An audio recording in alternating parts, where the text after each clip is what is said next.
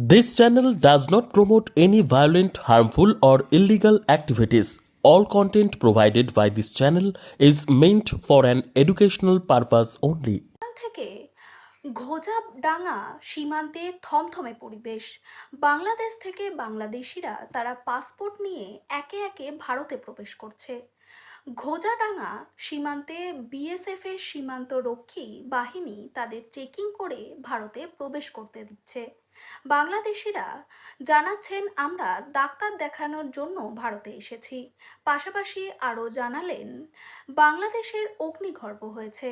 একদিকে থানা আগুন ধরিয়ে দেওয়া হয়েছে, পাশাপাশি সাতরক্ষী রাতে যে জেলখানা ছিল সেই জেলের কয়েদিরা সব পালিয়েছে।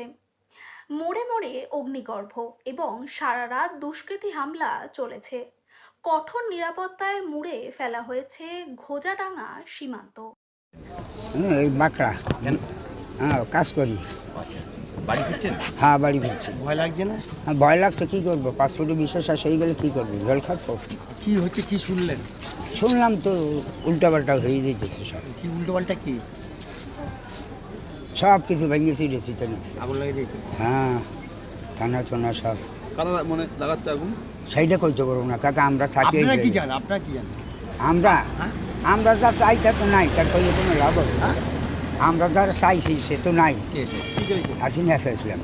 আমাদের ওই বাংলাদেশে ওই পারেই দেবড়া থানা, ওখান থেকে আসছি। আমার বোনের বাড়ি গেছিলাম। বাড়ি এখানে কোথায়? আমার বাড়ি এখন শহরনগর থানা। কি পরিস্থিতি বলো? ওটা ভালো না, ওখানে গন্ডগোল সবসময় এখন কি চলছে। ধরনের দেখলেন? বিশাল, এ কি বলবো, লোকজনের সে সবসময় লোকজন রাস্তায় একাকার, সে মূর্তি প্রতি ভাঙাচোরা হচ্ছে। সাতক্ষীরার মধ্যে কোন থানায় বেশি গন্ডগোল হচ্ছে? সাতক্ষীরার মধ্যে গন্ডগোল সাতক্ষীরাটা বেশি হচ্ছে।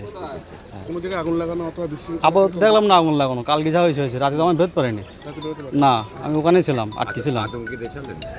আতঙ্কে চলে আসলেন? আতঙ্কে চলে আসলাম তো, কি করবো, ওখানে থাকা যায় নাকি এই অবস্থায়? বন্ধুরাই যারা আছে আত্মীয় স্বজন ওরা আছে, ওরা এক সাইডে আছে, ওদের কোনো সমস্যা নেই। হ্যাঁ।